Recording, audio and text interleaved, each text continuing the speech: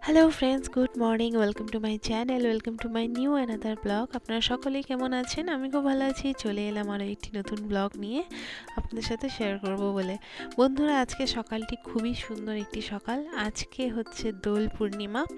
আমি আজ সকাল সকালই উঠে পড়েছি, উঠে ফ্রেশ ট্রেশ হয়ে গেছি। এখন আমি ঘরটা একটু গুছিয়ে নিচ্ছি আর কি, মানে বিছানাটা গোছাচ্ছি। আর এখানে হচ্ছে যিশু, মানে আমার যে ভাগনা, তাকে সে আমার সাথে বকবক করছে, আর আমি তাকে কথা বলে বলে বিছানাটা গুছিয়ে নিচ্ছি। তারপরে চলে যাব রান্নাঘরে। আজকে রান্না বান্নাটা সবাই মিলেই করব।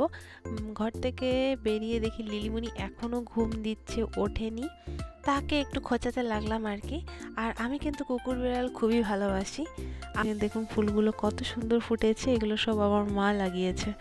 আর এখন আমি চলে এসেছি রান্নাঘরে, চা বসাবো, তারপরে ব্রেকফাস্ট দেখা যাক কি করা হয়। আর ব্রেকফাস্ট করে তারপরে আজকে রান্নাবান্নাটা তাড়াতাড়ি করব। মা বলছে তাড়াতাড়ি রান্নাবান্না করে নিতে, কারণ সবাই রং খেলতে আসবে আর আমরাও খেলবো। আজকে আমাদের এখানে রং খেলাটা হবে। আর মা সকালে উঠে, মানে আমার আগে, অনেক আগে উঠে পড়েছে। উঠে মা পুজো টুজো দিয়ে নিয়েছে, কারণ আজকে সকাল 11টা অবধি পূর্ণিমা থাকবে, সেই জন্যই মা সকাল সকাল পুজোটা করে নিয়েছে। আর আমি এখানে চাপিয়ে দিয়েছি হচ্ছে মটর, মানে মটর আর কাবুলি ছোলা, যেটা ঘুগনি করা হবে। আর এখানে বোন সব কিছু কেটে দিচ্ছে। এখন আমরা করে নিব ব্রেকফাস্ট। আমার এখানে ব্রেকফাস্ট রেডি, রুটি, গোপো আর চা। এটা খেয়ে তারপরে আমি রান্না বানাতে লেগে পড়বো। সোনাই আমাকে দাঁড়িয়ে দাঁড়িয়ে দেখছিল। আর চা খেতে খেতে এখানে আমার ছোলা সিদ্ধ হয়ে গেছে। তো এখানে দেখুন বন্ধুরা, ছোলা সিদ্ধ করে নিয়েছে, আর এখানে সব কিছু কেটে রেখেছে ঘুগনিটা বানাবো বলে। মাও বাজার থেকে চলে এসছে, বোন গিয়েছে সব ধোয়াধুয়ি করতে। আমাদের বাড়িতে কিন্তু সবাই আমরা একসাথেই, মানে একসাথে মিলেমিশে কাজ করি, কেউ একা কখনোই করে না। আমি যেহেতু আজকে রান্নায় ঢুকেছি, তো সেজন্যই আর কি এখানে আমি ফার্স্টে কি বানাবো সেটা করে নিচ্ছি। আমি বলেছিলাম যে ঘুগনিটা আমি বানাবো, আর চিকেনটা আমি বানাবো। আর নিয়ে এসছে হচ্ছে মাটন, মাছ। মানে আমার মা তো মানে কোনো মিটই খায় না, তো সেই জন্য মার জন্য হচ্ছে মাছ। আর আমি, আমার ছোটো বোন খাই হচ্ছে চিকেন, আর আমার মেজো বোন খায় হচ্ছে মাটন। সেও চিকেন খায়, তো মাটন আজকে আনা হয়েছে, মানে হোলির জন্যই। আর হোলি উপলক্ষে সব আইটেমই হয়ে থাকে। তো আজকে পকোড়ার কোনো আইটেম করবে না, পকোড়া কিছুই করা হবে না, বাস এগুলোই। আর একটা ভাজা করা হয়ে গেছে আর কি।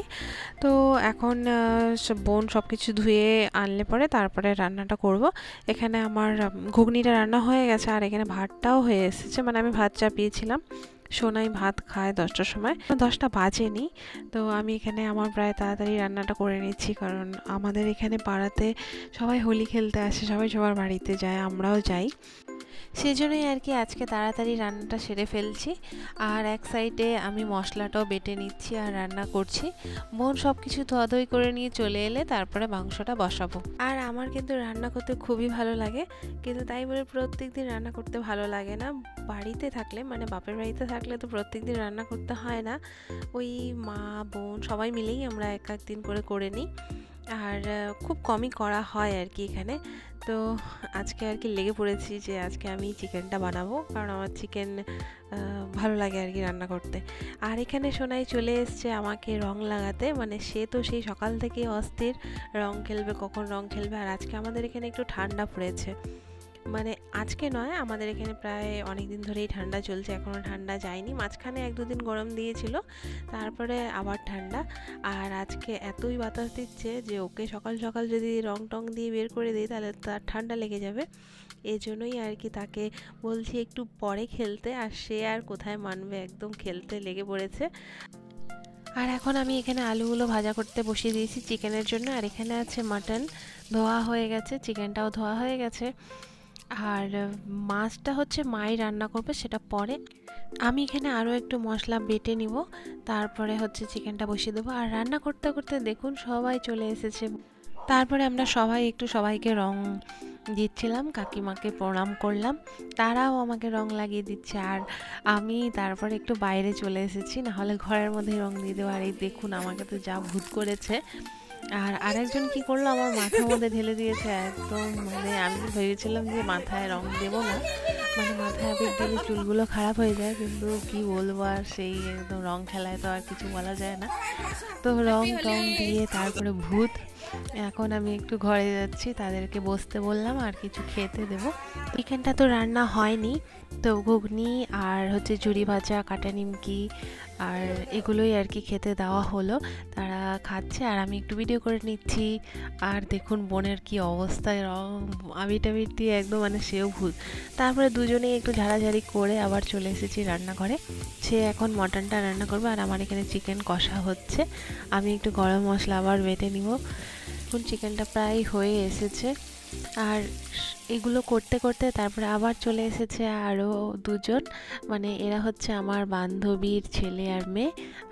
আর তারাও রং টং দিল আর আমরাও তাদের সাথে একটু রং খেলে নিয়ে তারপরে আমি তাদেরকে বসতে বললাম আর তাদেরকে খেতে দিয়ে আমি একটু বাইরে এসেছি।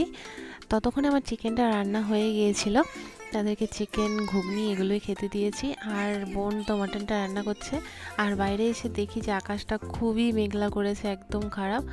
আর এখানে রান্না বান্না হয়ে যাওয়ার পরে আবার আমরা রং খেলতে লেগে গিয়েছি। এখানে মা মানে দিদা আর নাতির রং খেলা চলছে। তারপরে হচ্ছে তার মা আর সে মানে মা ছেলে দুজনের রং খেলা চলছে। আর এই সুন্দর মুহূর্তগুলো আমি ক্যাপচার করে নিচ্ছিলাম। তারপর আমিও ভাগনার সাথে রং খেলেছি। আর সে তো যে হারে আবির ছিটায়, মানে খেলে কম জল ছিটায় বেশি। আর সব কিছু কমপ্লিট করে তারপরে আমরা গিয়েছিলাম ফটো তুলতে। আর দেখুন কেমন দুষ্টুমি করছে সোনাই। তারপরে লিলিকে ডেকে আমরা সবাই মিলে একসাথে ফটো তুললাম। আর এইভাবে আজকে সুন্দর দিনটি আমাদের কেটে গেল খুব ভালোভাবে, খুব এনজয় করে। তো আপনাদেরকে যদি আমার ব্লগটি ভালো লেগে থাকে লাইক, শেয়ার, কমেন্ট করবেন। আর সকলেই ভালো থাকবেন, সুস্থ থাকবেন। চলে আসবো নতুন আরও একটি ব্লগ নিয়ে। আজকের মতো বাই বাই।